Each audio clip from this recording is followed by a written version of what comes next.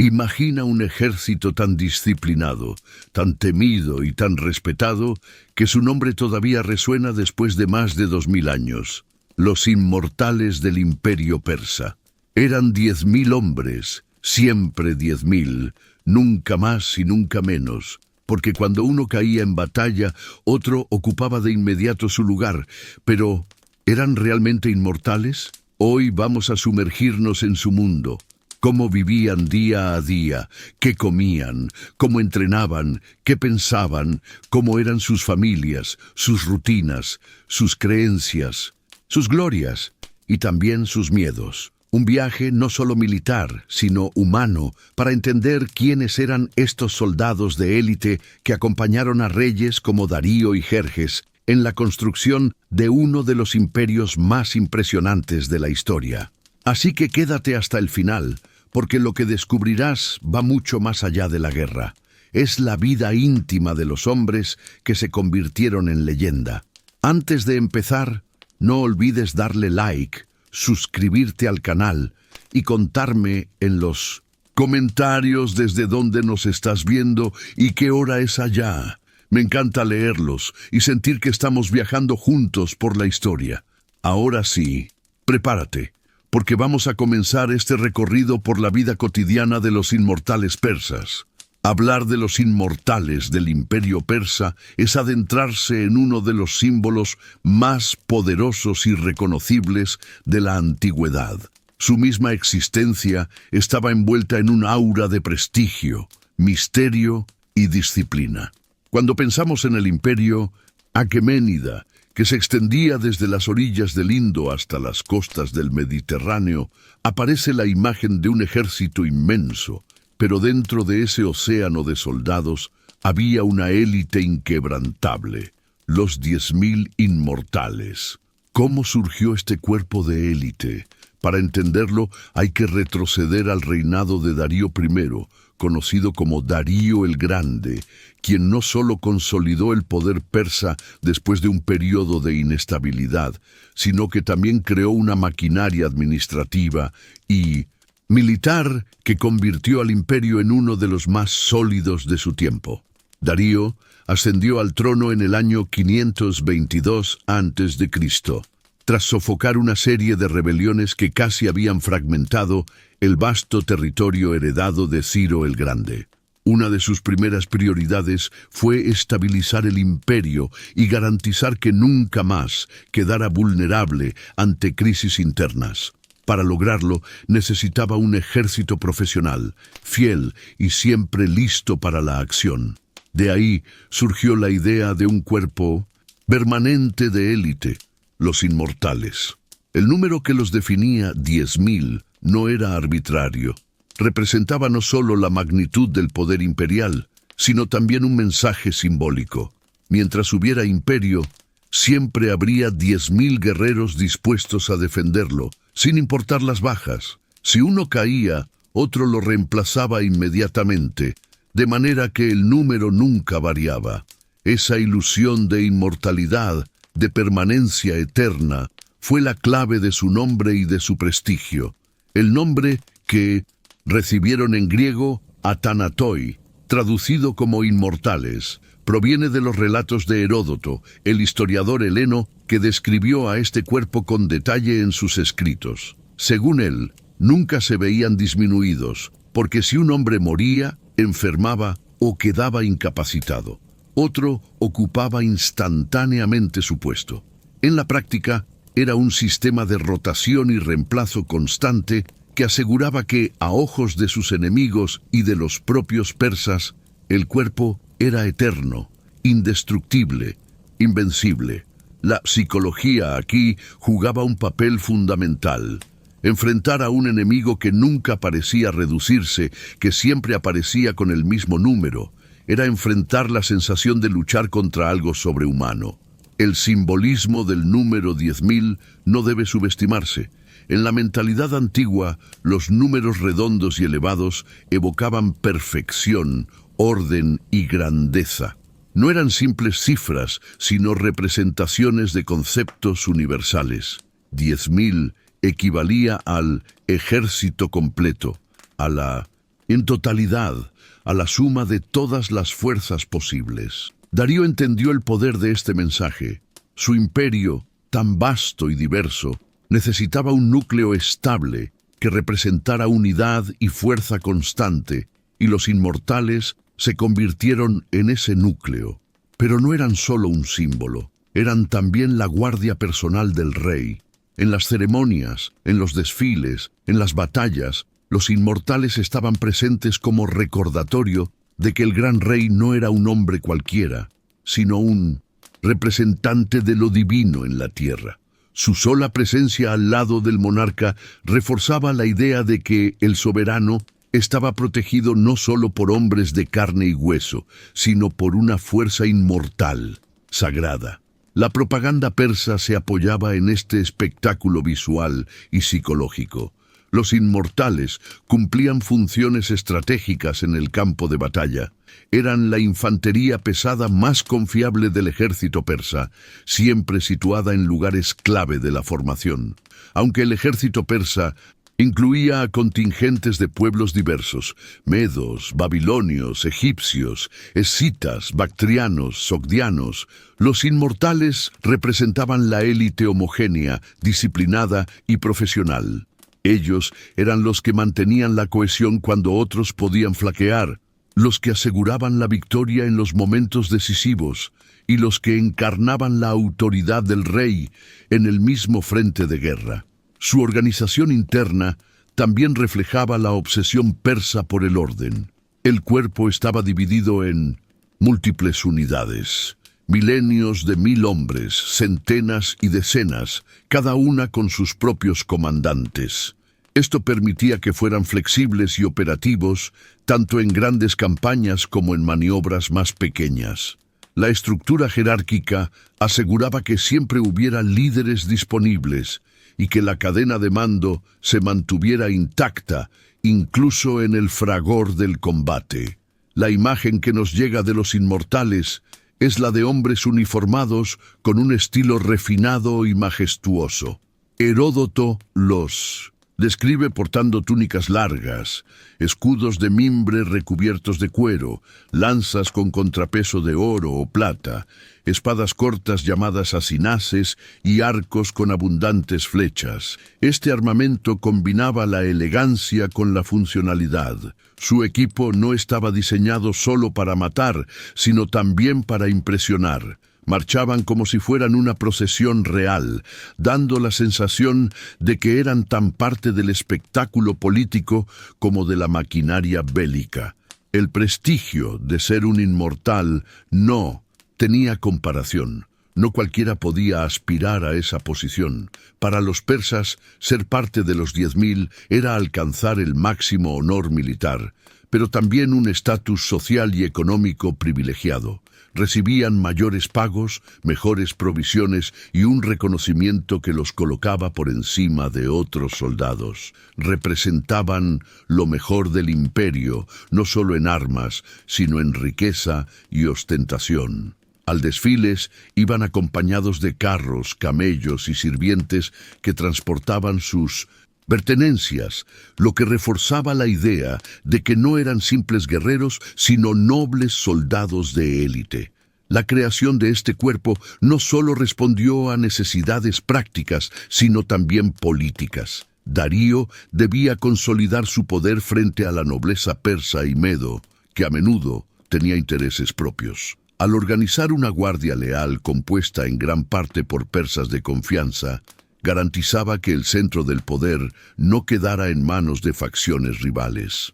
Los inmortales eran, en cierto modo, el contrapeso a la aristocracia rebelde, un instrumento de fidelidad absoluta al rey. A lo largo de las décadas, los inmortales se convirtieron en el orgullo del imperio.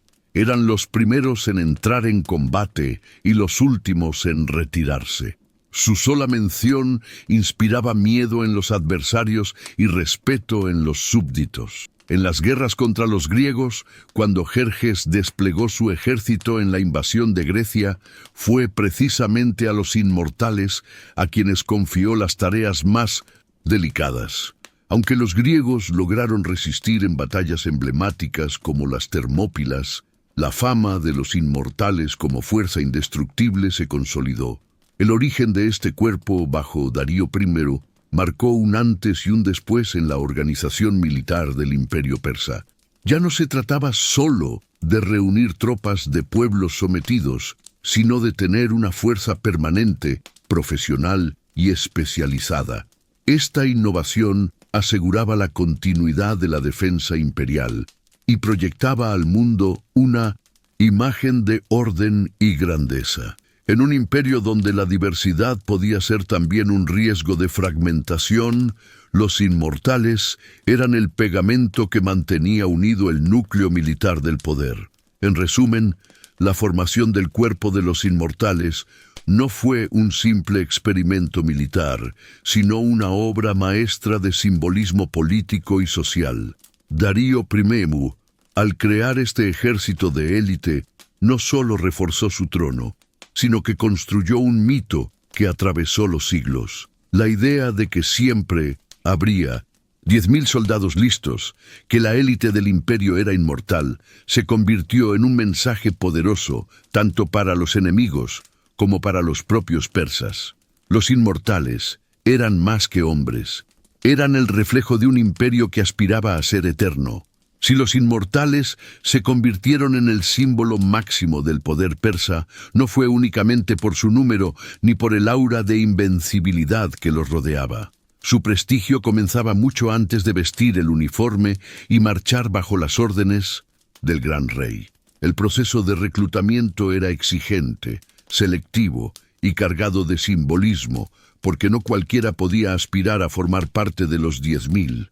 En una sociedad tan jerárquica como la persa, llegar a los inmortales era no solo un reconocimiento militar, sino una consagración social que distinguía a una familia entera.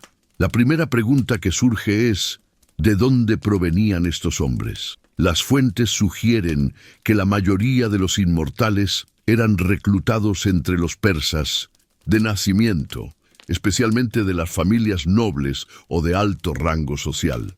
Esto respondía a una lógica clara.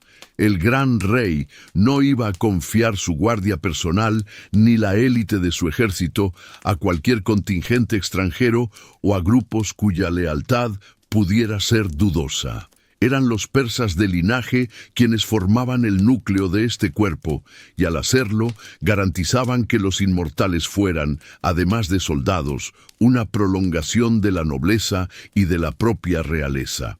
Sin embargo, no todos eran de la aristocracia más elevada. En ocasiones, hombres de familias menos prominentes podían ascender si demostraban cualidades excepcionales, pero la regla general era que los inmortales estuvieran vinculados a la élite social. Esto creaba un círculo virtuoso. Pertenecer al cuerpo reforzaba el prestigio de la familia, y al mismo tiempo las familias nobles encontraban en los inmortales una vía para consolidar su cercanía con el poder central. Los requisitos eran estrictos. La condición física era fundamental. Un inmortal debía poseer fuerza, resistencia y salud inquebrantables. Pero más allá del cuerpo, lo que se valoraba era la disciplina y la lealtad. Se esperaba que estos hombres fueran capaces de obedecer sin vacilaciones, de mantener la calma en cualquier circunstancia y de priorizar el deber sobre la vida misma. De ahí la importancia de su educación desde la infancia. En la cultura persa, la formación de los varones comenzaba temprano. Heródoto menciona que los niños persas aprendían 3 cosas esenciales: montar a caballo, disparar el arco y decir la verdad. Estas habilidades y valores eran la base de la educación de todo joven noble y se alineaban perfectamente con lo que se esperaba de un futuro inmortal. La equitación era indispensable en un imperio vasto donde los desplazamientos eran continuos. El dominio del arco los convertía en guerreros letales a distancia, y la verdad, entendida como honestidad y rectitud, era la base de la confianza que debía sostener el vínculo entre soldado y rey. El entrenamiento juvenil no se limitaba a la guerra. Los muchachos eran instruidos también en la resistencia física. Debían acostumbrarse a climas extremos, a largas caminatas, a la escasez de alimentos cuando fuera necesario. Aprendían a dominar el dolor, el hambre y el cansancio, porque un soldado incapaz de soportar las dificultades no podía aspirar a la inmortalidad simbólica de los 10.000. La educación persa, por tanto, era un crisol que preparaba a los mejores para ingresar en esta élite militar. Pero, además de la preparación física y moral, estaba la cuestión de la lealtad política. Los inmortales no eran simplemente un cuerpo de combate, sino la guardia más cercana al monarca. Eso implicaba que cada aspirante debía demostrar absoluta fidelidad al rey. Se seleccionaban cuidadosamente las familias cuyos intereses estaban alineados con el trono, y se desconfiaba de aquellos clanes con antecedentes de rebelión o ambiciones demasiado grandes. La élite persa siempre estaba bajo el delicado equilibrio de la cooperación y la rivalidad, y el gran rey utilizaba el cuerpo de los inmortales para fortalecer a las casas más fieles y vigilar a las potencialmente peligrosas. Una vez aceptados, los jóvenes reclutas pasaban por un proceso de adaptación a la disciplina propia del cuerpo. No bastaba con haber nacido noble o ser fuerte. Había que encarnar los valores del colectivo. El inmortal debía desaparecer como individuo y convertirse en parte de un engranaje perfecto. La uniformidad era clave. Todos debían vestirse de manera semejante, portar las mismas armas, marchar al mismo ritmo. El espectáculo de 10.000 hombres idénticos en sus movimientos y su apariencia era una lección visual de la fuerza persa, y esa disciplina comenzaba con el reclutamiento. Un detalle curioso es que, a diferencia de otros ejércitos, donde los reclutas eran aislados de sus familias, los inmortales podían mantener estrechos vínculos con sus hogares. Muchos eran reclutados en edades relativamente adultas, ya con esposas e hijos, lo que hacía de ellos no solo soldados, sino también cabezas de linaje. Esto reforzaba el carácter aristocrático del cuerpo. Un inmortal no representaba solo a sí mismo, sino a toda su casa. Cuando marchaba en campaña, lo hacía como embajador del honor familiar, y el prestigio de servir entre los 10.000 se extendía a todos. Sus parientes. El acceso a riquezas y privilegios era otro factor de atracción. Los inmortales recibían mejores raciones, mejores sueldos y botines más abundantes en las campañas. Los jóvenes nobles sabían que ingresar en este cuerpo significaba no solo prestigio, sino también prosperidad material. Por eso, las familias competían por colocar a sus hijos en las filas inmortales, y el gran rey tenía la última palabra en la selección, asegurándose de recompensar a los leales y mantener bajo control a los ambiciosos. La disciplina era el rasgo que los distinguía del resto del ejército. El imperio persa reunía soldados de decenas de pueblos distintos: medos, partos, sogdianos, bactrianos, escitas, egipcios, lidios, jonios, cada uno con sus propias costumbres, idiomas y estilos de combate. En medio de esa diversidad, los inmortales representaban la homogeneidad, el orden perfecto. Mientras los contingentes auxiliares podían dispersarse o actuar de manera independiente, los inmortales mantenían la cohesión. Eso los hacía no solo eficaces, sino también un ejemplo para el resto de las tropas. El reclutamiento también tenía un aspecto ceremonial. Ser aceptado entre los inmortales no era un simple trámite administrativo, sino un acto cargado de solemnidad. Los aspirantes juraban fidelidad al rey, al imperio y a los dioses que protegían la dinastía aqueménida. Este juramento reforzaba la idea de que el servicio en los 10.000 no era una opción pasajera, sino un compromiso de por vida, una entrega absoluta que vinculaba al soldado con la inmortalidad simbólica del cuerpo. Con el tiempo, La continuidad de los inmortales dependía de este proceso de reemplazo constante.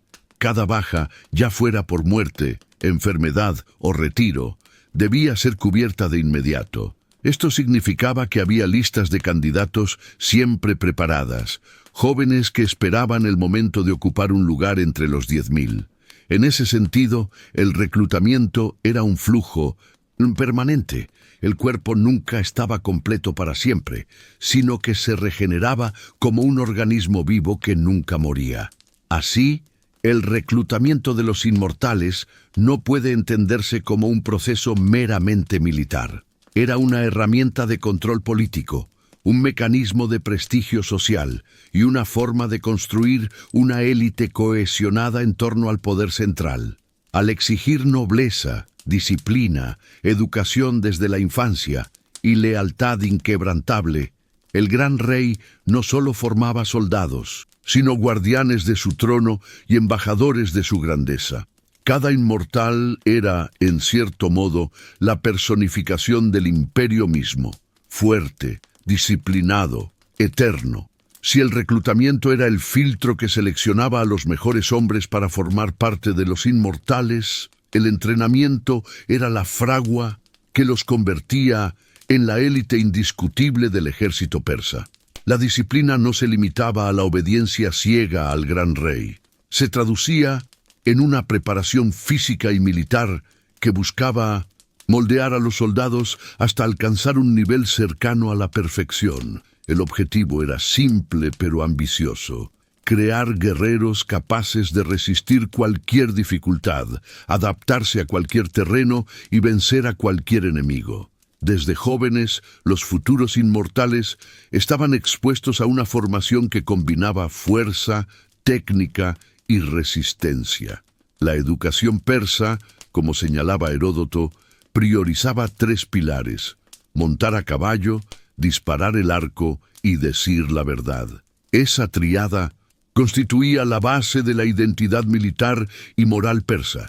Pero una vez dentro del cuerpo de élite, esas habilidades se perfeccionaban con un rigor mucho mayor, porque ya no se trataba solo de ser buenos guerreros, sino de ser la representación viviente del poder imperial. El arco era una de las armas principales en su entrenamiento. Los persas eran famosos arqueros, y el dominio de esta herramienta era indispensable. Los inmortales practicaban constantemente con arcos compuestos, fabricados de madera, cuerno y tendones, que requerían gran fuerza para tensarse y soltaban flechas con enorme potencia. El arco persa no era un arma improvisada, era producto de siglos de perfeccionamiento en la estepa y en las llanuras del Irán. Los soldados debían ser capaces de disparar de pie, arrodillados, a caballo, en movimiento o en posiciones defensivas. El entrenamiento no solo buscaba puntería, sino también rapidez.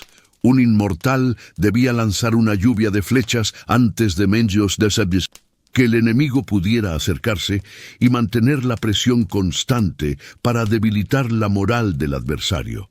La lanza era el complemento natural del arco.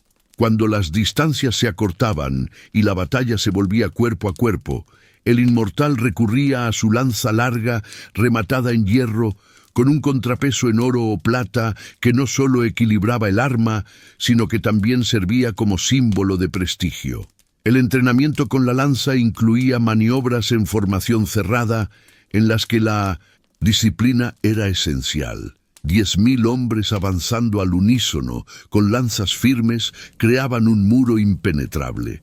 Los ejercicios repetidos hasta la extenuación enseñaban a los soldados a no romper filas, a mantener el ritmo y a confiar en que el compañero a su lado haría lo mismo.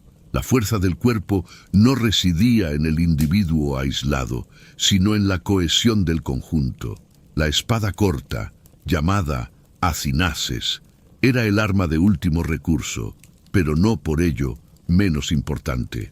Los inmortales practicaban constantemente con ella, porque en el caos del combate era común que las lanzas se rompieran o los escudos se perdieran. El acinaces era ligero, de hoja recta, o ligeramente curva, ideal para ataques rápidos y certeros. El entrenamiento incluía duelos simulados, donde los soldados aprendían a usar no solo la fuerza bruta, sino también la agilidad y la precisión.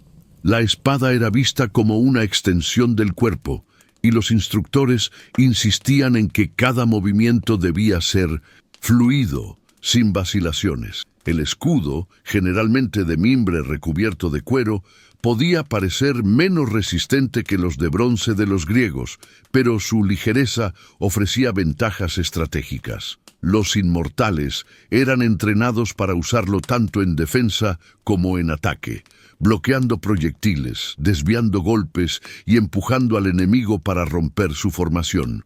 En los ejercicios colectivos se les enseñaba a coordinar los escudos para formar barreras que protegieran a los arqueros en la retaguardia, creando una sinergia entre defensa y ataque. Más allá de las armas, el entrenamiento físico era implacable. Los inmortales debían ser capaces de marchar largas distancias en condiciones extremas. El imperio persa abarcaba desiertos abrasadores, montañas heladas, llanuras infinitas y costas húmedas. Para poder desplegarse en cualquier punto, los soldados eran sometidos a marchas forzadas de decenas de kilómetros con todo su equipo a cuestas. Se entrenaban bajo el sol ardiente y en noches gélidas, habituándose a la idea de que la incomodidad era parte natural de la vida del guerrero.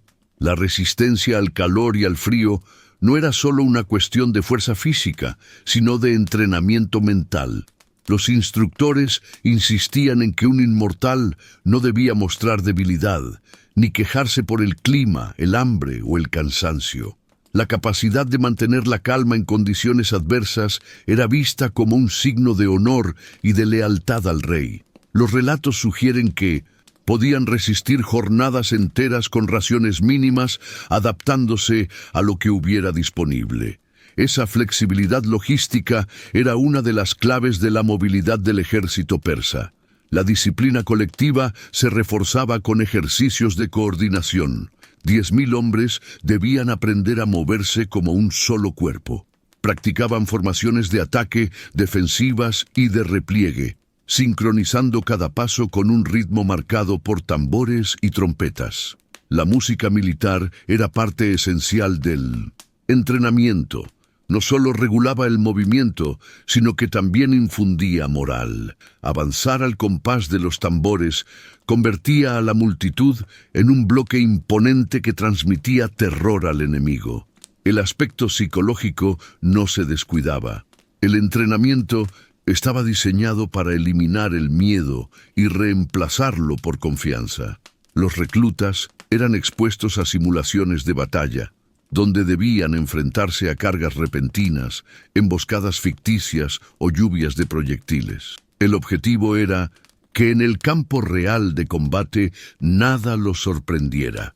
La repetición constante de estas pruebas forjaba reflejos automáticos. Levantar el escudo en el momento preciso, disparar una flecha sin pensar, avanzar aunque el instinto quisiera retroceder. La jerarquía dentro de los entrenamientos era otro elemento clave.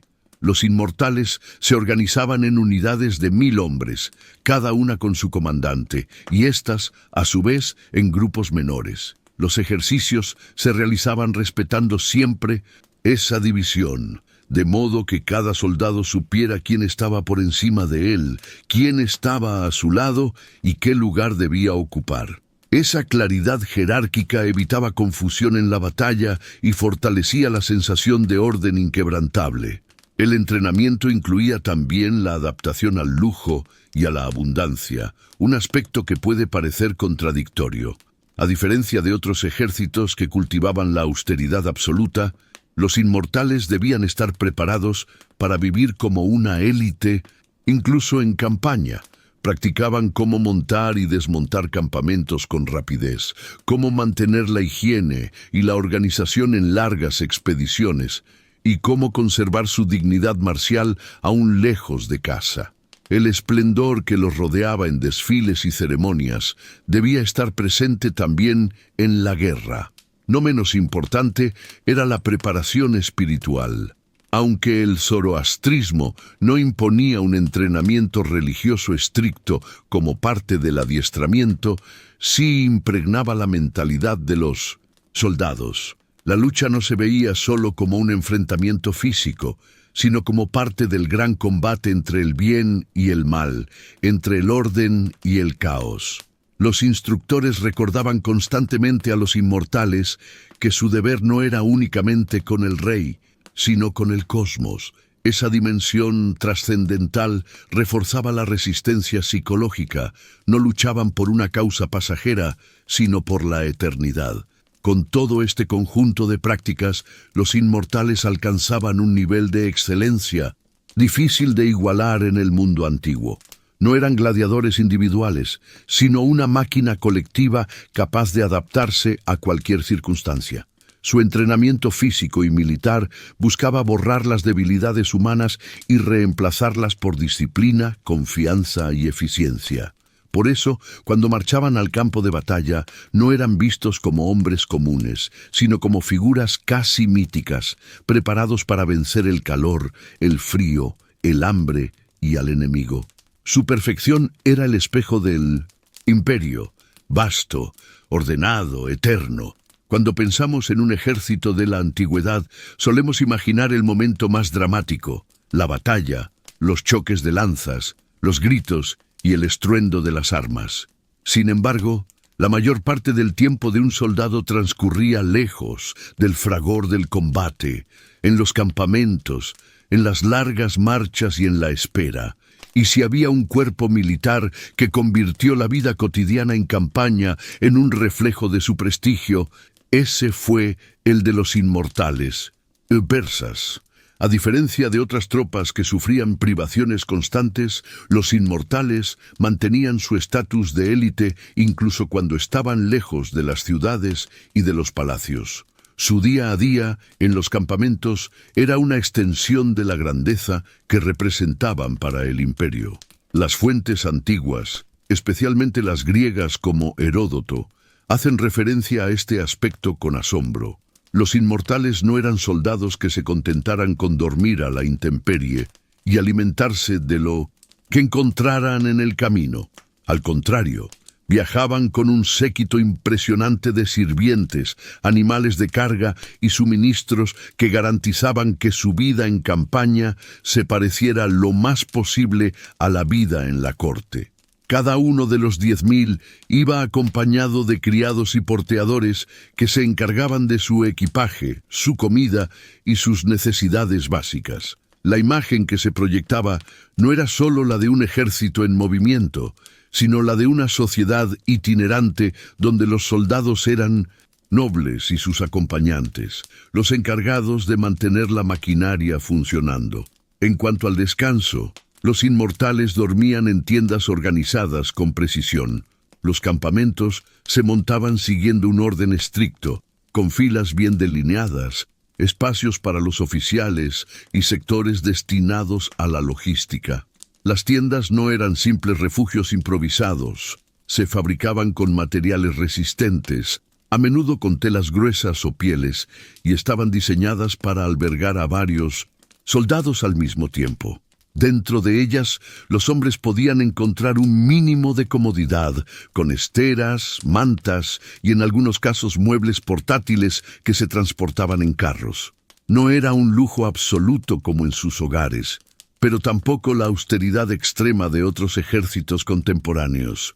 La alimentación era otro factor que marcaba la diferencia. Los inmortales no dependían únicamente del forraje local ni de saqueos para alimentarse.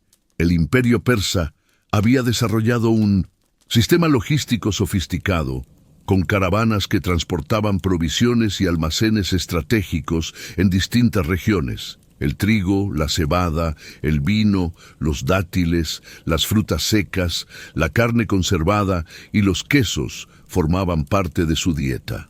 Además, en las expediciones más largas llevaban animales vivos, ovejas, cabras, camellos, que podían ser sacrificados en el camino para garantizar carne fresca. Esto no solo aseguraba la salud de los soldados, sino que también mantenía su moral alta, pues sabían que, a diferencia de otros ejércitos, ellos no sufrirían hambre extrema. Las comidas se preparaban con la ayuda de cocineros y esclavos especializados que acompañaban a las tropas. No era raro que incluso en campaña se realizaran banquetes rituales, donde se reforzaba la camaradería y la jerarquía. Los oficiales comían mejor y con más variedad, pero incluso los soldados rasos de los inmortales disfrutaban de raciones que superaban a las de la mayoría de los ejércitos de la época. El pan recién horneado, las carnes guisadas con especias y el consumo moderado de vino o cerveza eran parte habitual de la rutina. Comer bien era, de hecho, una demostración de poder. Mostraba que el imperio podía mantener su esplendor en cualquier lugar. El orden dentro del campamento era tan riguroso como en el campo de batalla. Cada unidad de 1000 hombres tenía un espacio designado, con pasillos claramente delimitados, áreas para las cocinas, zonas para los animales y áreas de almacenamiento de armas. Los centinelas vigilaban constantemente y las entradas al campamento estaban custodiadas para evitar sorpresas. La disciplina no se relajaba ni siquiera en los momentos de descanso. La organización del espacio reflejaba la jerarquía militar, con los oficiales en el centro y los soldados alrededor, formando una estructura de círculos protectores. La presencia de sirvientes y esclavos era un rasgo que asombraba a los observadores extranjeros. Según las crónicas, cada inmortal iba acompañado de al menos un criado, y muchos tenían varios. Estos asistentes se encargaban de cargar el equipo, mantener las armas en perfecto estado, montar y desmontar las tiendas, preparar la comida y atender las necesidades cotidianas de los soldados. También estaban los porteadores de suministros, que transportaban alimentos, agua, vino, ropa, utensilios y hasta elementos de lujo. Esta logística, aunque costosa y compleja, tenía un propósito claro: asegurar que los inmortales siempre mantuvieran su condición de élite, que nunca se vieran degradados a la miseria del soldado común. Además, el campamento era un espacio donde se reforzaba la vida social. Los soldados compartían historias, practicaban sus armas, cantaban canciones y realizaban pequeños rituales antes de dormir. El ocio, aunque limitado, también era parte de la vida cotidiana. Algunos jugaban a los dados, otros entrenaban entre sí para mantenerse en forma, y no faltaban quienes se dedicaban a narrar leyendas y genealogías que recordaban a todos la grandeza de Persia. Estas actividades fortalecían la cohesión del grupo y mitigaban la dureza de la vida en campaña. Los rituales religiosos también tenían su lugar en los campamentos. Antes de las comidas importantes o al inicio de una jornada de marcha, se realizaban sacrificios y ofrendas al fuego sagrado, símbolo del zoroastrismo. Los sacerdotes que acompañaban al ejército dirigían estas ceremonias, recordando a los soldados que su deber no era solo con el rey, sino también con el orden cósmico. La religión era, en ese sentido, parte de la disciplina cotidiana, un recordatorio de que cada acción tenía un valor trascendental. La higiene, aunque limitada para los estándares modernos, era notablemente mejor que en otros ejércitos de la época. Los inmortales contaban con sirvientes encargados de traer agua para el aseo básico, y había normas para mantener los campamentos relativamente limpios. El mal olor, la suciedad extrema y las enfermedades podían minar la moral y la salud de las tropas, y el imperio persa entendía bien la importancia de la salubridad. Aunque no podían evitar del todo las epidemias, la organización y la disciplina reducían los riesgos. El lujo, incluso en campaña, no desaparecía. Los relatos griegos insisten en que los inmortales marchaban acompañados de carros y camellos cargados de objetos de comodidad, alfombras, cojines, utensilios de bronce y plata, e incluso vino de calidad. Aunque no todos los soldados tenían acceso a esos lujos, la visión general de un campamento persa era la de una corte en movimiento. Esa ostentación, lejos de ser un desperdicio, tenía un efecto psicológico calculado. Mostraba al enemigo que los persas no temían a la distancia ni a la incomodidad, que podían llevar su riqueza y su esplendor a cualquier rincón del mundo. En términos logísticos, mantener un cuerpo como los inmortales en campaña era un desafío monumental. Requería miles de animales de carga, caravanas interminables y una red de suministros bien organizada. El imperio había desarrollado la llamada Ruta Real, una red de caminos y postas que facilitaba el transporte de recursos y mensajes a lo largo de miles de kilómetros. Gracias a esa infraestructura, los inmortales podían recibir provisiones con relativa rapidez, incluso a grandes distancias. Era un ejemplo temprano de cómo la logística era tan importante como las armas. El día a día en los campamentos, por tanto, combinaba disciplina y comodidad. Los soldados entrenaban, marchaban, cumplían con las guardias y mantenían sus armas en buen estado, pero también comían bien, dormían en tiendas ordenadas y mantenían un estilo de vida que recordaba constantemente que eran la élite. La rutina estaba pensada para reforzar tanto la moral como la eficiencia militar. Un inmortal descansado, bien alimentado y orgulloso de su condición, era un guerrero más confiable que uno agotado y hambriento. La vida en los campamentos no era, sin embargo, completamente tranquila. Las tensiones siempre estaban presentes. La espera podía volverse tediosa, las largas marchas agotaban y la nostalgia por la familia se hacía sentir. Pero la organización, la compañía de los camaradas y la certeza de pertenecer a un cuerpo inmortal servían de bálsamo. El campamento, en definitiva, era el corazón de la experiencia militar persa, un espacio donde se forjaba la identidad colectiva de los inmortales. Hablar de los inmortales únicamente como soldados sería reducir una parte esencial de lo que representaban dentro del imperio persa. Ellos no eran solo hombres de armas, sino también miembros de familias, esposos, padres, hijos y hermanos que llevaban consigo un prestigio que trascendía el campo de batalla. La pertenencia a este cuerpo de élite no solo transformaba la vida del individuo, sino también la de su entorno cercano. Ser inmortal era una marca de honor, un sello de excelencia que impregnaba todos los aspectos de la vida familiar y social. En primer lugar, debemos entender que los inmortales no se reclutaban al azar. La mayoría provenía de familias nobles o de linajes con cierta riqueza y tradición militar. Esto significaba que sus hogares ya gozaban de una posición privilegiada, pero el ingreso de uno de sus miembros en el cuerpo reforzaba todavía más esa condición. Para una familia persa, tener un hijo o un hermano entre los inmortales equivalía a inscribir su nombre en el círculo más cercano al poder real. No se trataba solo de orgullo personal, sino de una verdadera inversión social. El prestigio alcanzaba a toda la comunidad y se transmitía de generación en generación. Las esposas de los inmortales disfrutaban de un estatus especial.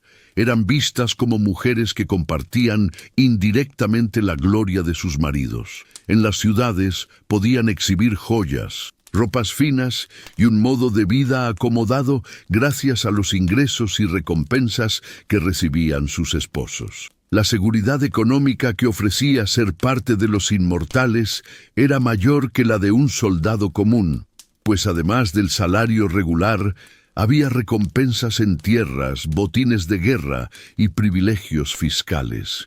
Una mujer casada con un inmortal podía garantizar un futuro más estable para sus hijos, lo que incrementaba su influencia en la comunidad. Los hijos de los inmortales también eran marcados por la gloria del padre. Desde jóvenes crecían escuchando historias de disciplina, valentía y sacrificio. Muchos de ellos aspiraban a seguir el mismo camino y, de hecho, los lazos familiares dentro del cuerpo no eran raros. Padres e hijos podían coincidir en la misma unidad, creando una continuidad de linaje que reforzaba el simbolismo del nunca morir. La figura del Padre Inmortal se convertía en un modelo a seguir, y en la vida cotidiana de las ciudades persas, los niños podían alardear de pertenecer a una familia distinguida. El prestigio alcanzaba también al plano económico.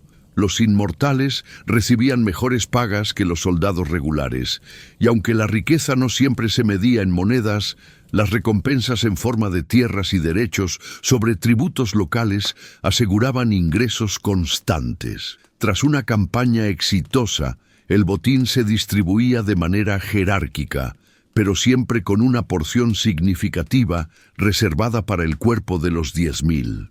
Este flujo de riqueza se convertía en una fuente de prosperidad para las familias, que podían invertir en propiedades, en negocios locales o en mejorar sus casas.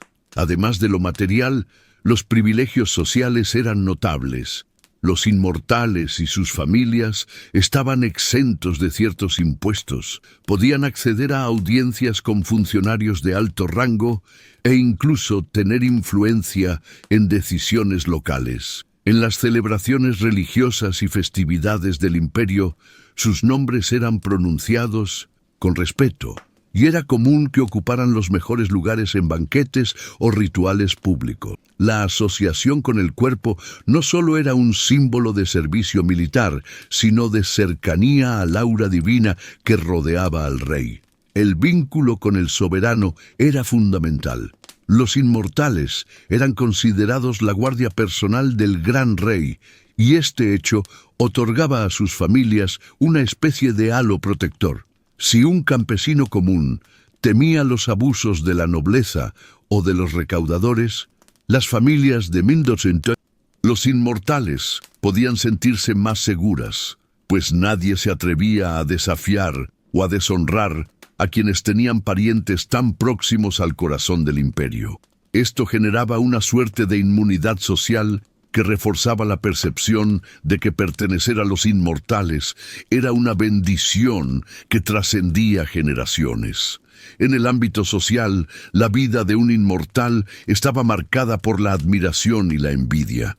En las ciudades y aldeas se les recibía con ceremonias cuando regresaban de una campaña, y no era raro que se organizaran banquetes en su honor.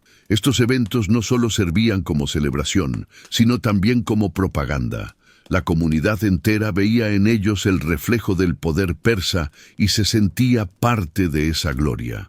La reputación de los inmortales era tan alta que incluso los poetas y narradores locales tejían historias sobre su invencibilidad, magnificando todavía más su estatus.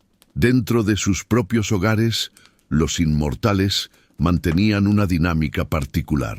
Aunque pasaban largas temporadas lejos de casa debido a las campañas militares, cuando regresaban lo hacían cargados de regalos, botines y relatos de hazañas. La figura del padre ausente se transformaba en héroe al volver, y las familias se reunían alrededor de él para escuchar sus experiencias. La distancia y la espera reforzaban la importancia de estos reencuentros, que se convertían en momentos de cohesión y de orgullo. No todo era ideal, sin embargo. La ausencia prolongada de los inmortales también suponía dificultades. Las esposas tenían que encargarse de administrar las propiedades, gestionar los negocios y educar a los hijos sin la presencia del marido. Algunas familias, sobre todo aquellas con menos criados o recursos, podían resentir la constante marcha hacia la guerra. Además, el peligro siempre estaba presente. Aunque el cuerpo se llamara inmortal, la realidad era que muchos hombres morían en campaña y sus familias debían enfrentar la pérdida con el consuelo del honor, pero también con la carga del duelo. El imperio trataba de compensar estas pérdidas mediante recompensas póstumas. Cuando un inmortal caía en batalla, su familia no era abandonada. Recibían subsidios, tierras o privilegios que aseguraban su subsistencia. Este sistema reforzaba la idea de que la vida de un soldado no pertenecía solo a él, sino que estaba integrada en un entramado más amplio, donde la familia también formaba parte del pacto con el rey. De este modo, la lealtad no se sostenía únicamente en el individuo, sino en toda la red de relaciones que lo rodeaban. Un aspecto interesante era el lugar que ocupaban las mujeres en este entramado social. Aunque en el mundo persa las mujeres no tenían la misma visibilidad pública que los hombres, su rol en las familias de los inmortales era significativo. Ellas eran las guardianas del prestigio, las encargadas de mantener la reputación del linaje y de transmitir a los hijos el valor del servicio militar. También participaban en rituales domésticos para pedir la protección de los dioses sobre sus maridos, reforzando la conexión entre la vida privada y el destino imperial. Las familias de los inmortales, por tanto, no eran simples espectadoras, eran piezas fundamentales en la construcción del mito. Ellas se beneficiaban de los privilegios, pero también sostenían el peso de la disciplina y del sacrificio.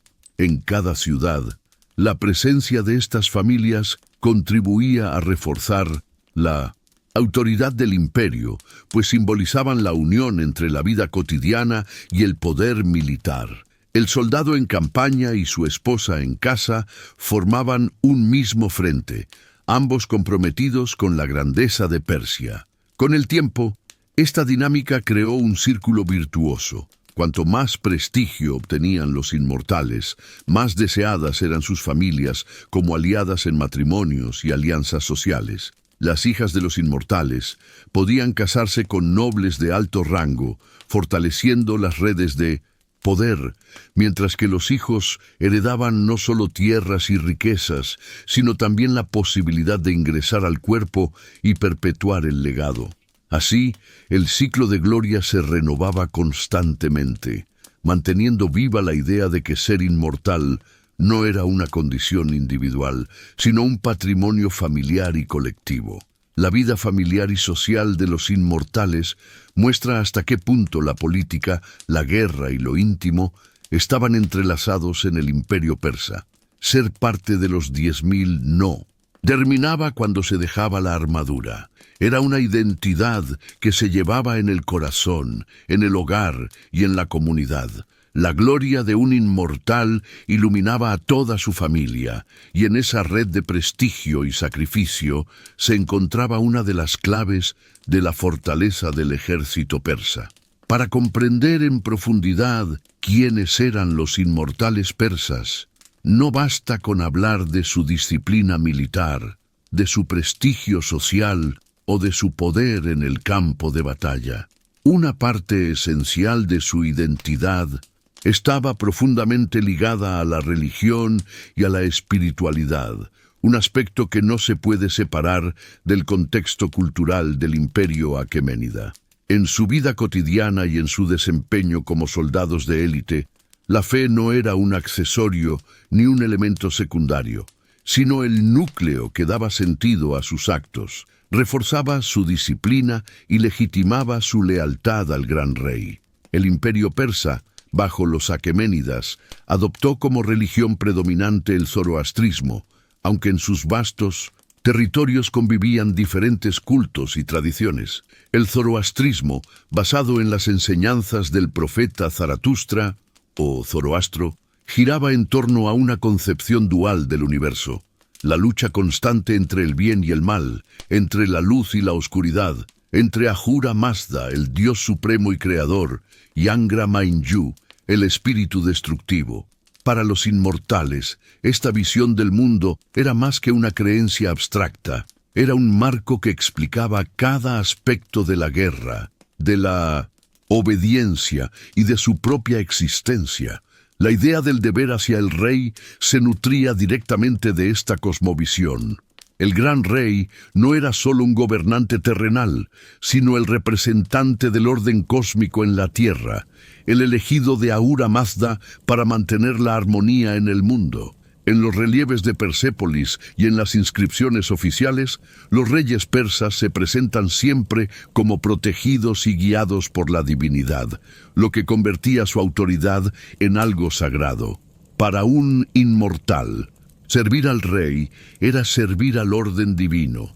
Obedecer sus órdenes era participar activamente en la lucha del bien contra el mal. No era simplemente una cuestión política, sino espiritual. Desobedecer al rey era atentar contra la justicia cósmica, contra el equilibrio del universo. Los rituales eran, por ello, parte inseparable de la vida militar. Antes de una batalla, era común que los inmortales participaran en ceremonias dirigidas por sacerdotes zoroastrianos, conocidos como magos. Estos rituales solían incluir la invocación al fuego sagrado, símbolo de pureza y de la presencia de Ahura Mazda.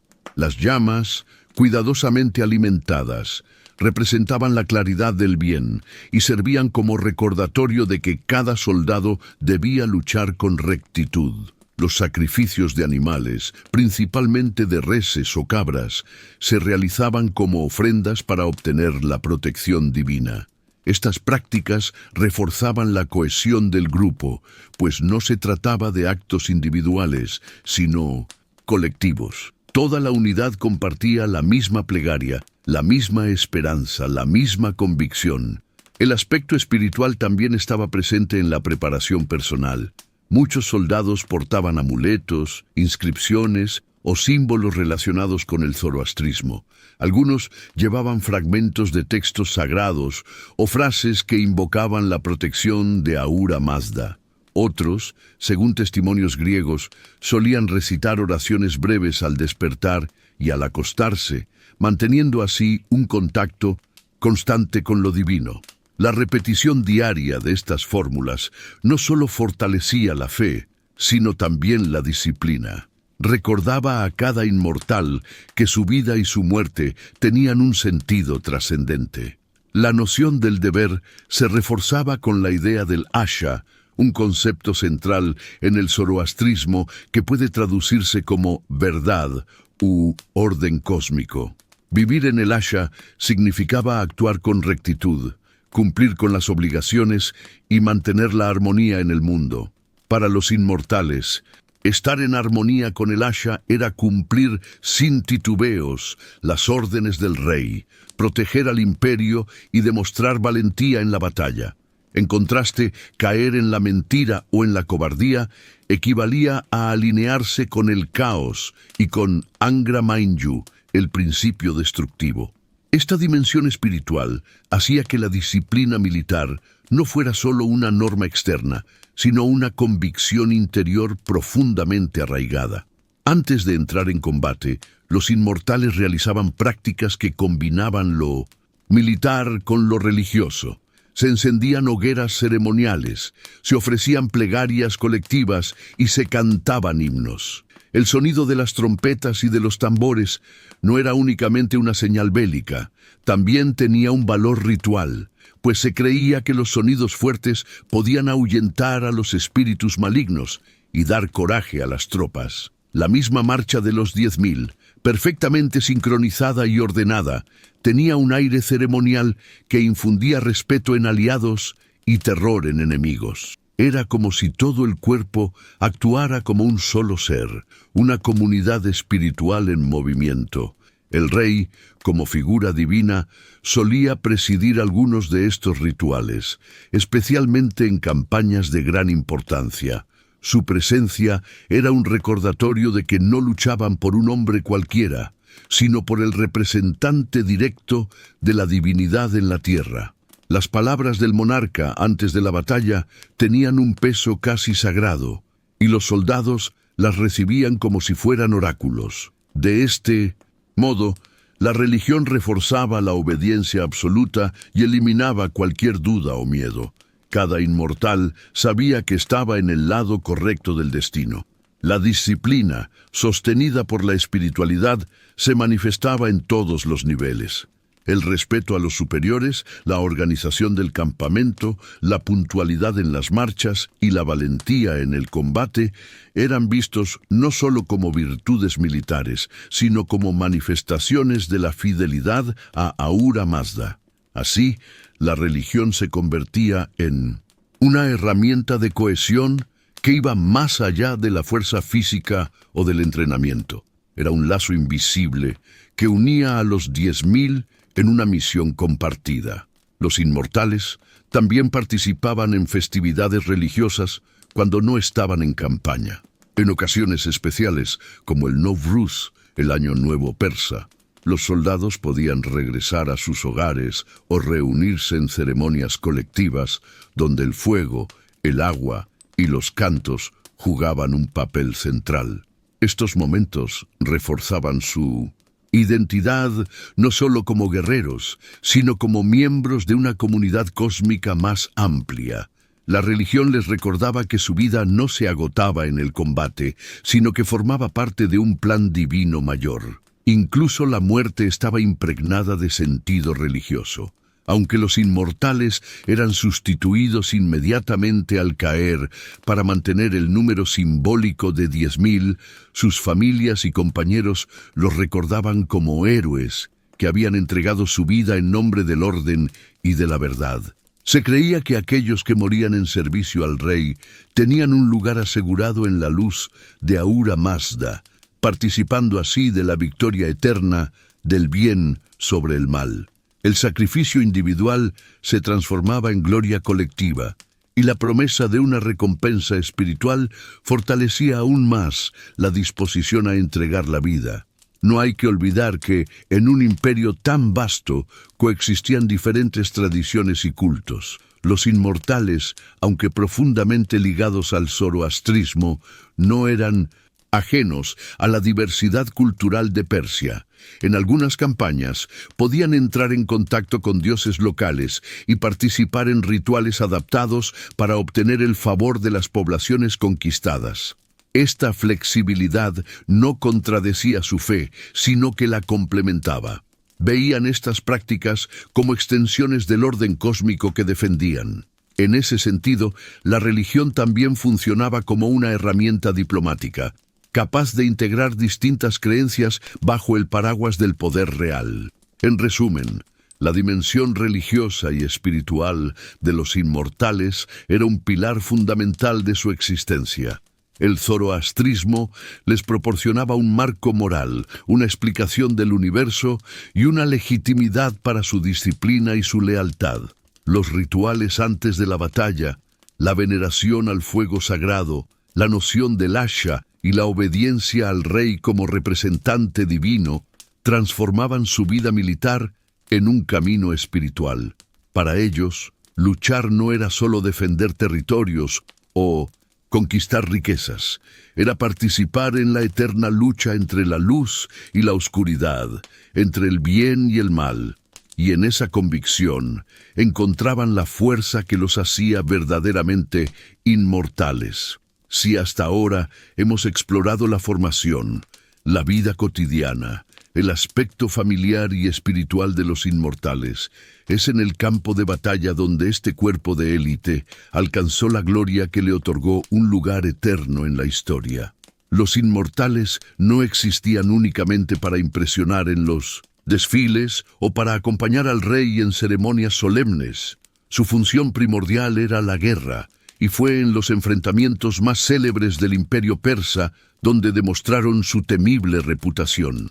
Desde las campañas de Darío I hasta las guerras médicas contra los griegos, los inmortales se convirtieron en el rostro más visible del poder aqueménida.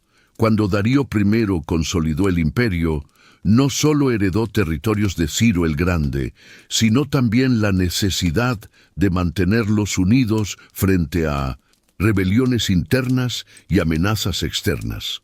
En ese contexto, los inmortales eran tanto una guardia personal como una tropa de choque de confianza absoluta. Participaban en campañas dentro del propio territorio persa, sofocando rebeliones en Egipto, Babilonia o Asia Menor, donde su sola presencia bastaba para intimidar. La idea de que nunca bajaban en número y de que siempre aparecían como una fuerza completa de 10.000 hombres, transmitía a los adversarios la sensación de que se enfrentaban a un ejército eterno, inagotable. Su modo de combate reflejaba tanto la tradición persa como la influencia de otros pueblos integrados en el imperio. Armados con arcos, lanzas, espadas cortas y escudos ligeros, los inmortales eran polivalentes.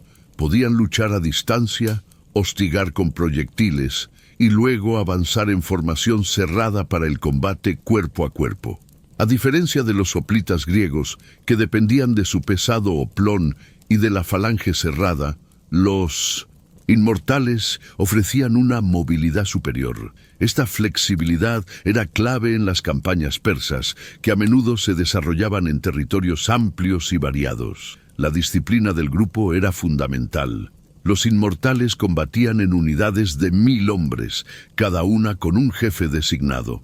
Esta organización permitía movimientos coordinados en plena batalla. Cuando avanzaban, lo hacían con paso sincronizado, proyectando una imagen de orden implacable. Heródoto, al describirlos, resalta la impresión visual que generaban. Portaban uniformes brillantes, escudos decorados y lanzas con adornos dorados o plateados, lo que hacía que en medio del caos de la guerra destacaran como una élite resplandeciente. Uno de los momentos más célebres en los que los inmortales aparecen es durante las guerras médicas, los enfrentamientos entre Persia y las ciudades-estado griegas. En la batalla de Maratón, 490 a.C., las tropas de Darío, entre ellas los inmortales, se enfrentaron a un enemigo mucho más reducido en número, pero altamente disciplinado en la falange hoplítica. La derrota persa en Maratón no borró el aura de los inmortales, pero sí mostró los límites de su táctica frente a un terreno reducido y a un enemigo dispuesto a combatir cuerpo a cuerpo sin ceder terreno. Para los griegos, la victoria fue una hazaña mítica. Para los persas, una lección sobre la dificultad de luchar en suelo helénico.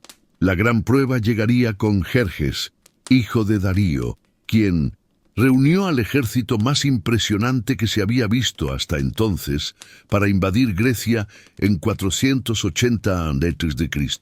En ese despliegue, los inmortales ocupaban un lugar central.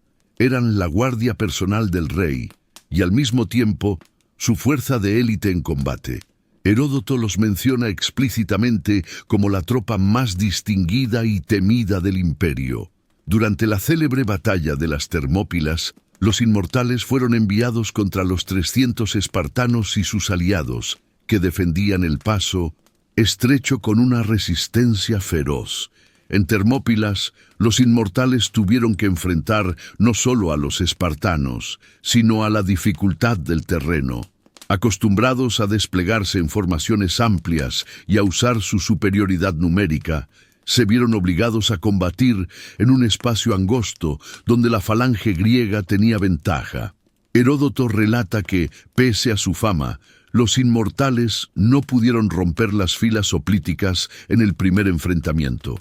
Su armamento más ligero resultó ineficaz contra los grandes escudos y las lanzas largas de los espartanos. No obstante, su disciplina y persistencia fueron notables. No se desbandaron ni huyeron, sino que siguieron atacando en oleadas, manteniendo la presión constante.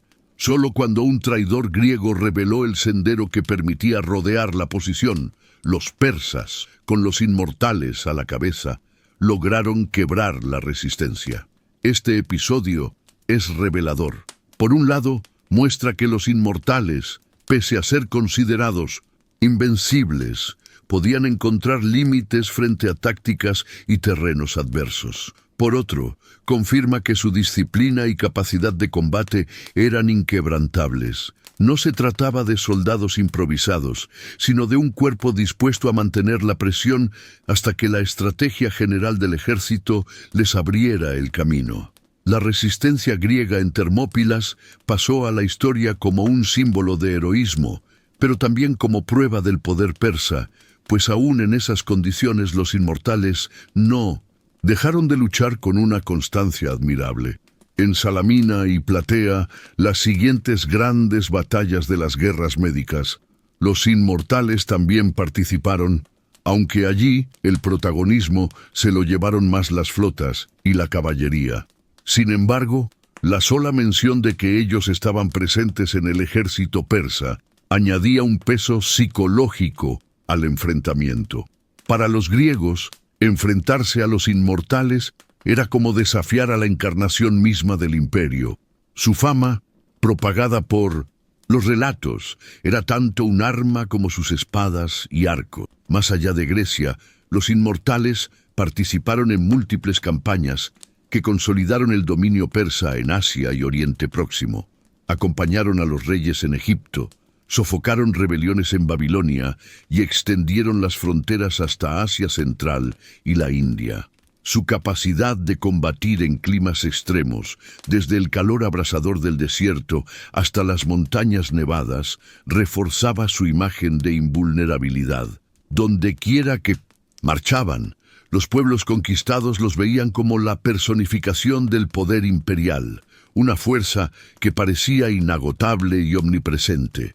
Las fuentes griegas, especialmente Heródoto, fueron quienes más nos transmitieron la imagen de los inmortales, aunque no siempre desde una perspectiva objetiva. Para los helenos, describirlos era una manera de engrandecer sus propias victorias. Al presentar a los inmortales como un ejército espléndido, casi invencible, hacían que la resistencia griega pareciera aún más heroica. Sin embargo, más allá de la propaganda, lo cierto es que los inmortales sí eran una tropa extraordinaria, entrenada, disciplinada y capaz de proyectar un poderío que pocas veces se había visto en la antigüedad. Su táctica se basaba en la combinación de armas a distancia y combate cercano. Primero hostigaban al enemigo con una lluvia de flechas, debilitando sus filas y rompiendo su cohesión. Luego avanzaban con lanzas y espadas cortas, buscando abrir brechas y desorganizar al adversario. No eran un muro impenetrable como la falange griega, pero sí un martillo flexible que podía adaptarse a diferentes situaciones. Su número constante de 10.000 les daba además una ventaja psicológica. El enemigo siempre tenía la sensación de enfrentarse a una fuerza inagotable, capaz de reemplazar a los caídos de inmediato. En definitiva, las batallas más célebres en las que participaron los inmortales los convirtieron en leyenda. Su actuación en las campañas de Darío y Jerjes, su enfrentamiento con los hoplitas griegos y su rol en la expansión y defensa del imperio aqueménida los colocaron en el centro de la historia antigua.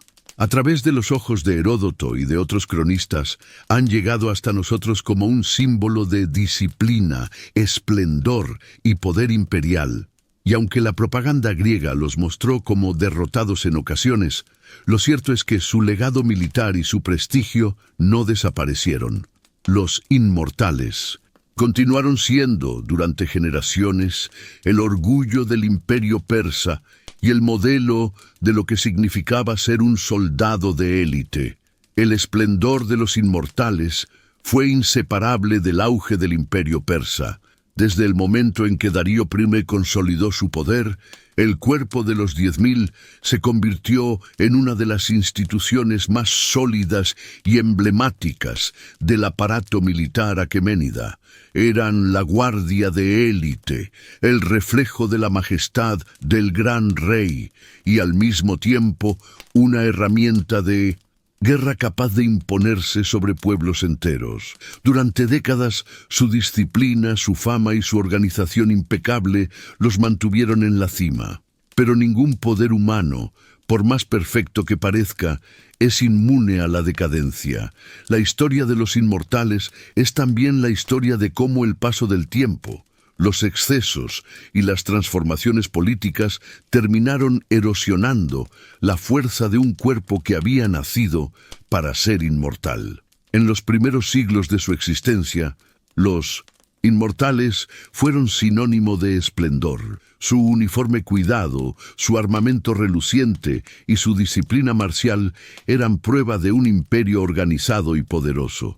Los cronistas griegos, aun cuando escribían desde la perspectiva de los enemigos de Persia, no pudieron dejar de resaltar el impacto que causaban en el campo de batalla y en los desfiles reales. El hecho de que siempre se mantuviera el número de 10.000 hombres daba una impresión de eternidad, de fuerza inagotable, como si el ejército persa contara con una columna vertebral indestructible.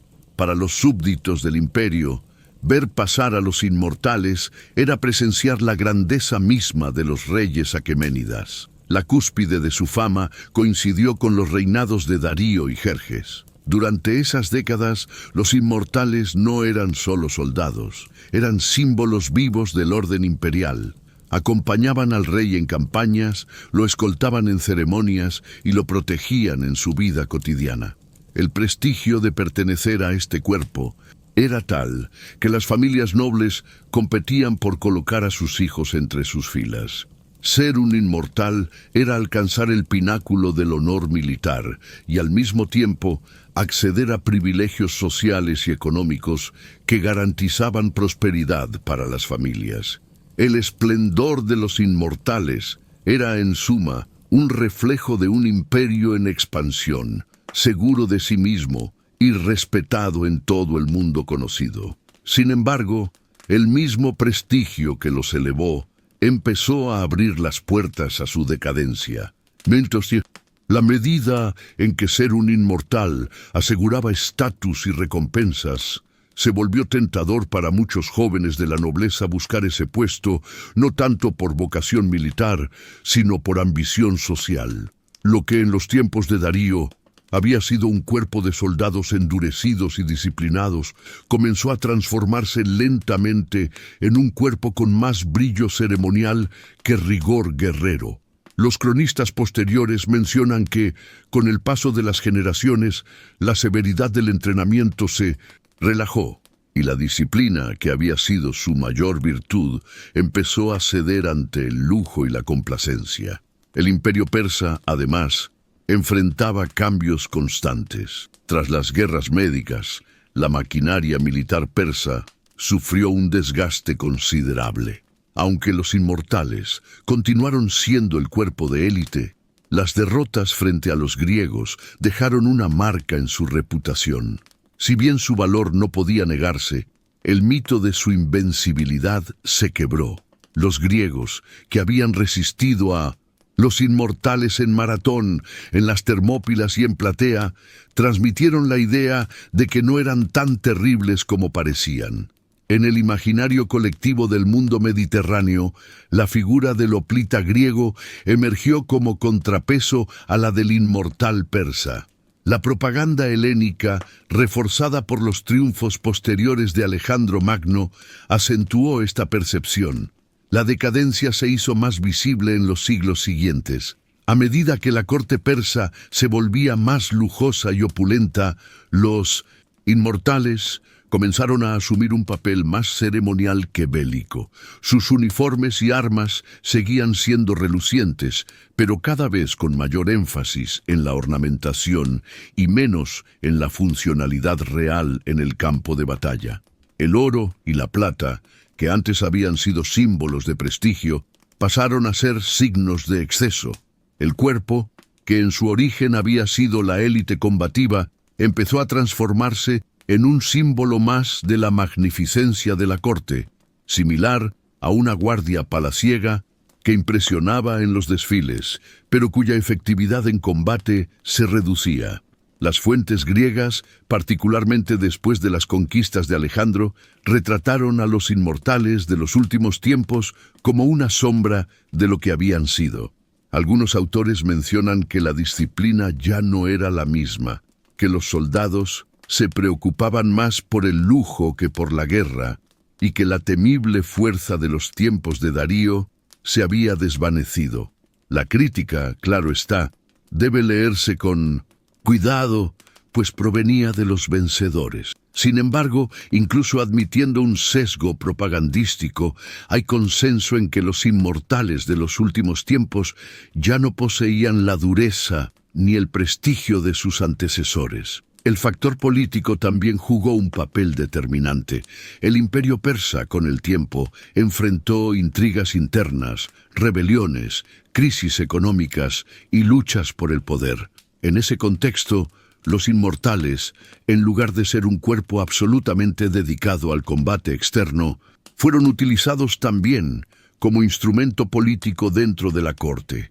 Su cercanía al rey los convirtió en piezas clave en conspiraciones y cambios de poder, lo que debilitó aún más su papel estrictamente militar. Convertidos en guardias palaciegos, eran tan útiles para intimidar a rivales políticos internos como para enfrentarse a enemigos externos, pero esa dualidad terminó desgastando su esencia.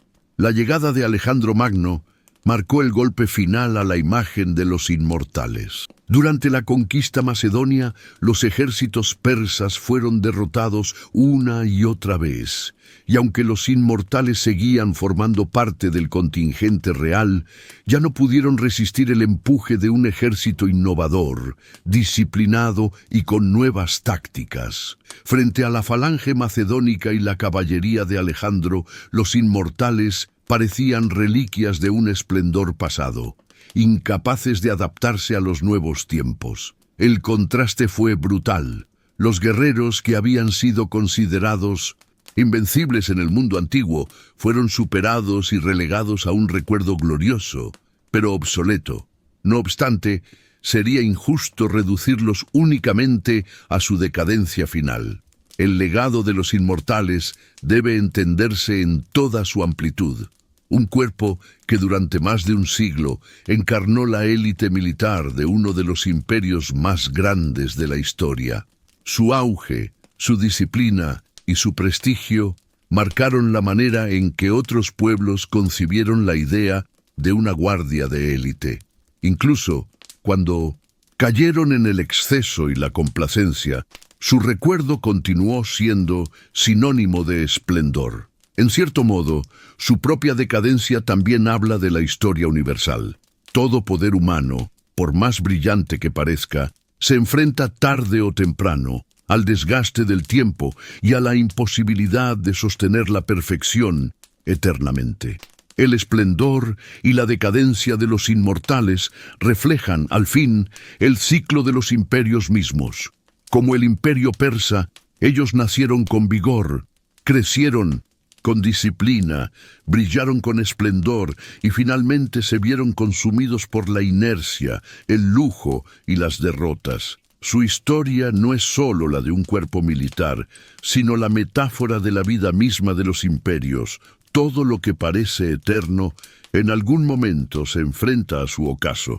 Y sin embargo, aunque los hombres que los componían desaparecieron, el mito de los inmortales sobrevivió, alimentado tanto por sus victorias como por sus fracasos, por su gloria como por su decadencia. El legado cultural de los inmortales trasciende con mucho las fronteras del imperio persa y los siglos en los que realmente existieron. Lo que comenzó como un cuerpo militar de élite bajo Darío I, terminó convertido en un símbolo universal de poder, disciplina y misterio. Aunque su historia real fue compleja, con luces y sombras, lo cierto es que tanto sus enemigos antiguos como las culturas posteriores se encargaron de dar forma a un mito que todavía hoy sigue vivo. Pocos cuerpos militares de la antigüedad han logrado una permanencia tan marcada en la memoria colectiva, inspirando respeto, temor y también fascinación. En la antigüedad, fueron los griegos quienes se encargaron de fijar buena parte de la imagen que ha llegado hasta nosotros. Autores como Heródoto los describieron con un tono mezcla de admiración y rivalidad. Para los griegos, enfrentarse a los inmortales era luchar contra lo mejor que tenía el imperio persa, un enemigo que parecía no agotarse nunca. Al narrar sus enfrentamientos contra ellos, los cronistas helenos no podían evitar engrandecer su figura. Incluso cuando relataban derrotas persas, el énfasis en la presencia de los inmortales servía para realzar aún más la gloria de los hoplitas que habían conseguido resistirles. Era un modo de magnificar las victorias griegas. Si habían derrotado a los inmortales, entonces habían derrotado al mismísimo corazón del ejército enemigo. El nombre mismo de inmortales contribuyó a su legado. Aunque en persa su designación original probablemente hacía referencia a compañía de 10.000 o los que siempre se completan, la traducción griega jugó con la idea de la inmortalidad. Así, más allá de la explicación técnica de que siempre mantenían su número, los griegos alimentaron la noción de que eran guerreros eternos, imposibles de diezmar. Esa ambigüedad lingüística fue clave para que, siglos más tarde, se les recordara como una fuerza casi sobrenatural, con un aura de misterio que superaba lo histórico para entrar en el terreno del mito. Tras las conquistas de Alejandro Magno, el recuerdo de los inmortales persistió como un eco del esplendor persa. Para los macedonios y sus herederos, los inmortales representaban la grandeza de un imperio caído. No era raro que se evocara su disciplina como ejemplo de un ejército temible del pasado. En el mundo romano, aunque los persas habían perdido protagonismo, todavía circulaba la imagen de que los inmortales habían sido el emblema de un ejército majestuoso, digno de comparación con las propias legiones. De esta manera se insertaron en la memoria cultural de Occidente como una tropa legendaria que, aún derrotada, seguía imponiendo respeto. El Islam medieval también heredó, en cierta medida, ecos de los inmortales. Las crónicas árabes sobre Persia recordaban a sus tropas de élite. Y aunque la memoria no siempre fue precisa, sí se conservó la idea de que los persas antiguos habían tenido un ejército especial que representaba la máxima lealtad al soberano.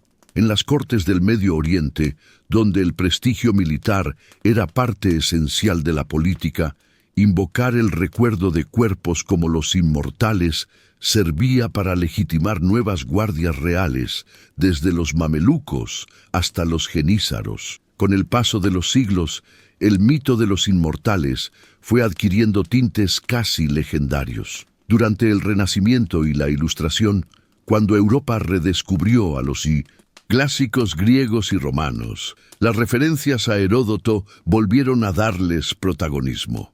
La idea de 10.000 guerreros que jamás se extinguían resultaba fascinante para pensadores y escritores que los utilizaban como ejemplo de disciplina y de la grandeza de las civilizaciones orientales. En un contexto en que Oriente se veía con una mezcla de exotismo y admiración, los inmortales encajaban a la perfección como símbolo de un mundo majestuoso y misterioso. Ya en la era moderna, la literatura se encargó de revitalizar su leyenda. Escritores históricos y novelistas comenzaron a recrear episodios de las guerras médicas, y en esas narraciones los inmortales no podían faltar. Su sola mención evocaba imágenes de guerreros imponentes, perfectamente organizados, con armas brillantes y una lealtad inquebrantable al rey. En el romanticismo del siglo XIX se los veía como los representantes de un Oriente glorioso, un ejército de sombras doradas que se enfrentaba al espíritu libre de los griegos. El siglo XX y el auge del cine terminaron de consolidar a los inmortales como parte de la cultura popular. Su aparición en películas épicas, inspiradas tanto en los textos clásicos como en la imaginación moderna, los convirtió en iconos visuales. Tal vez el ejemplo más conocido sea la película 300, basada en la novela gráfica de Frank Miller, donde los inmortales aparecen como guerreros casi demoníacos, cubiertos con máscaras y armaduras oscuras, enfrentándose a los espartanos en las Termópilas. Esa representación, aunque históricamente inexacta, alimentó la fascinación contemporánea. Los transformó en antagonistas casi sobrenaturales, reforzando la idea de que eran más mito que realidad. El cine no fue el único medio en apropiarse de su legado. Videojuegos ambientados en la antigüedad, novelas históricas y series de televisión han incluido a los inmortales como figuras recurrentes. A veces se les retrata de manera fiel, con sus uniformes persas y su organización militar. Otras se les reinventa como fuerzas oscuras o inmortales en el sentido literal. En todos los casos, su nombre sigue evocando misterio, poder y disciplina, lo cual demuestra que el mito ha trascendido los límites de la historia académica para instalarse en la imaginación colectiva. Incluso en el lenguaje moderno, la palabra inmortal se asocia con permanencia, grandeza y un aura de invencibilidad. No es raro que se utilice la idea de un ejército de inmortales en contextos metafóricos, desde el deporte hasta la política, para hablar de grupos que parecen inagotables. En ese sentido, los 10.000 persas lograron lo que ningún otro cuerpo militar de su tiempo consiguió: convertirse en un símbolo lingüístico que va mucho más allá de su propia existencia. En la actualidad, investigadores y arqueólogos siguen debatiendo sobre los detalles de su organización y su papel real en las batallas. Pero más allá de los datos concretos, lo que pervive es la leyenda. Los inmortales representan ese punto de encuentro entre la historia y el mito, entre lo que realmente ocurrió y lo que los pueblos posteriores imaginaron. Son prueba de que, en muchas ocasiones, la memoria colectiva recuerda menos los hechos exactos que las emociones que esos hechos provocaron. En el caso de los inmortales, el respeto y el temor que inspiraron fueron suficientes para asegurarles un lugar eterno en la cultura. Así, el legado cultural de los inmortales se mueve en varios niveles. Para los griegos, fueron el enemigo supremo contra el que podían medir su propio heroísmo. Para los pueblos posteriores, fueron ejemplo de disciplina y de la grandeza persa. Para el mundo moderno, son una fuente inagotable de inspiración artística, cinematográfica y literaria.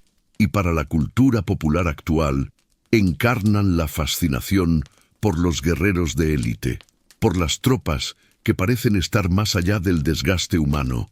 En definitiva, los inmortales han sobrevivido a su tiempo, no solo por las batallas que libraron, sino porque se convirtieron en una metáfora poderosa, la de un ejército que nunca desaparece, que siempre vuelve a estar completo, que encarna la ilusión de la inmortalidad.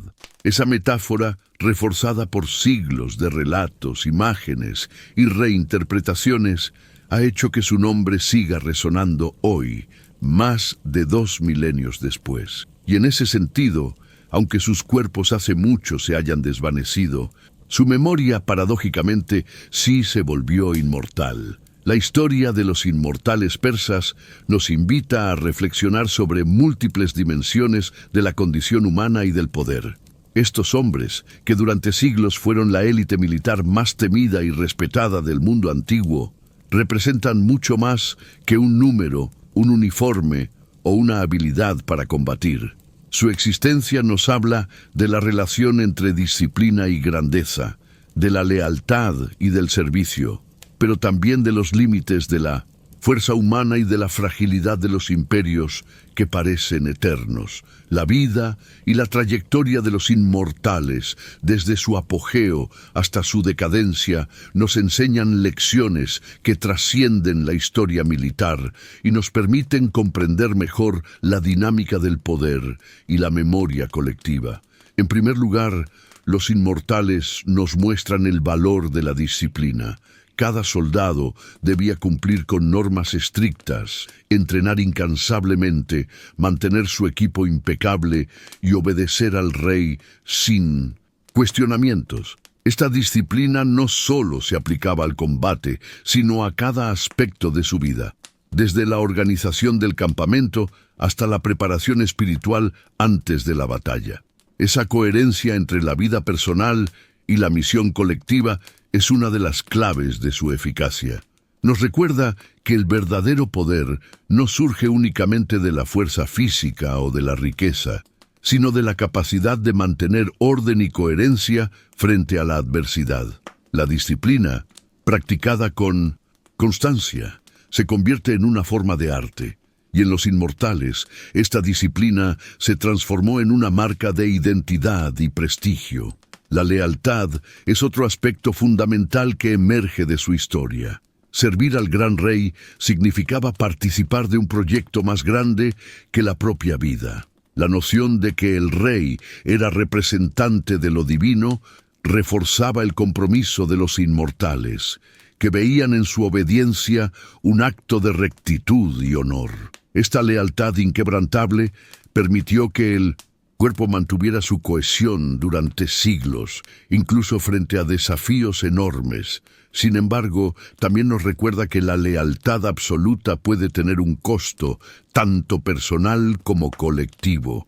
La obediencia incondicional es una virtud cuando se alinea con la justicia, pero puede convertirse en un instrumento de control cuando se desliga de valores éticos. La historia de los inmortales nos enseña que la lealtad, aunque poderosa, debe estar acompañada de discernimiento. El esplendor y la decadencia de los inmortales ilustran la fragilidad de los imperios. En su apogeo representaban la fuerza inquebrantable de Persia, su capacidad de imponer autoridad y de expandir su influencia. Sin embargo, con el tiempo, la relajación de la disciplina, los cambios en la política interna y la incapacidad de adaptarse a nuevas tácticas condujeron a su declive. Esto nos recuerda que incluso las instituciones más sólidas, por más admirables que parezcan, están sujetas a la transformación y al desgaste. Los imperios, al igual que sus ejércitos de élite, no son eternos. Su grandeza depende de la combinación de liderazgo, organización y adaptabilidad, y cuando uno de estos elementos falla, incluso lo que parecía inmortal puede desaparecer. La memoria de los inmortales nos muestra también cómo los mitos pueden sobrevivir a los hechos históricos. Aunque su poder real se deterioró con el tiempo, la percepción de su invencibilidad continuó viva en la cultura griega, romana, islámica y moderna. Su imagen fue amplificada por la literatura, el cine y la cultura popular, convirtiéndose en un símbolo de grandeza y misterio. Esto nos enseña que la historia no es solo una sucesión de eventos, sino también un conjunto de narrativas que construyen la memoria colectiva. Lo que se recuerda a menudo es tan importante como lo que realmente ocurrió. Los inmortales, a través de la magnificación de su fama, demostraron que la reputación y la percepción pueden ser tan influyentes como la realidad concreta. El cuerpo de los inmortales también es un recordatorio de la relación entre lo humano y lo simbólico. Eran soldados, sí, pero también un símbolo del orden, la fuerza y la permanencia del imperio. Su número constante de 10.000, la uniformidad de su vestimenta y su disciplina impecable les otorgaban un aura casi sobrenatural. Al mismo tiempo, eran hombres con familias, emociones y vulnerabilidades. Su historia nos enseña que la grandeza no elimina la humanidad. Incluso los más poderosos dependen de la vida cotidiana, de la organización social, de los lazos familiares y del apoyo colectivo. La combinación de lo humano y lo simbólico es lo que hace que su legado sea duradero. La reflexión final que surge de su historia puede aplicarse también a la vida contemporánea. En cualquier proyecto, ya sea personal, profesional o social, La disciplina, la coherencia y la lealtad a valores superiores son esenciales para alcanzar resultados sostenibles. Al mismo tiempo, la historia de los inmortales nos advierte sobre los peligros de la complacencia y del exceso. El prestigio y el poder, por más admirables que sean, requieren mantenimiento constante. La grandeza no se sostiene por reputación solamente.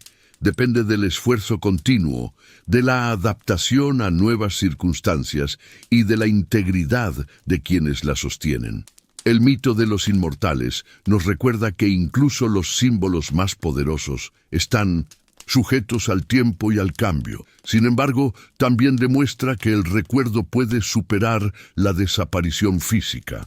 Aunque los cuerpos de los inmortales ya no existen, su memoria sigue viva como inspiración, como advertencia y como modelo de lo que significa alcanzar la excelencia, mantener la cohesión y servir a un propósito mayor. En eso consiste su verdadera inmortalidad.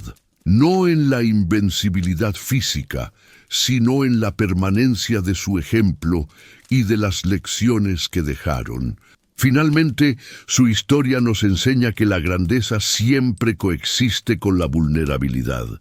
Los inmortales fueron, a la vez, imponentes y humanos, eternos en la memoria, pero finitos en la carne.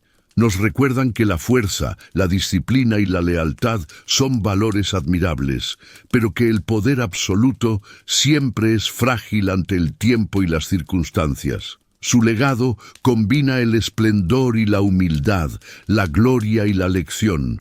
Y en esa combinación encontramos una de las mayores enseñanzas de la historia. La verdadera inmortalidad no está en los cuerpos, sino en las ideas, en el ejemplo y en la influencia que perdura más allá de la vida. En suma, los inmortales persas nos invitan a reflexionar sobre la importancia de la disciplina, la lealtad y la excelencia, sobre la fugacidad de los imperios y la permanencia de la memoria. Nos muestran que lo que realmente trasciende no es el poder en sí mismo, sino la huella que dejamos en la historia y en la cultura. Su recuerdo sigue vivo, no solo como símbolo de grandeza, sino también como espejo de la humanidad. Un recordatorio de que, incluso en la búsqueda de la perfección y la inmortalidad, somos siempre humanos, sujetos a errores, aprendizajes y transformaciones.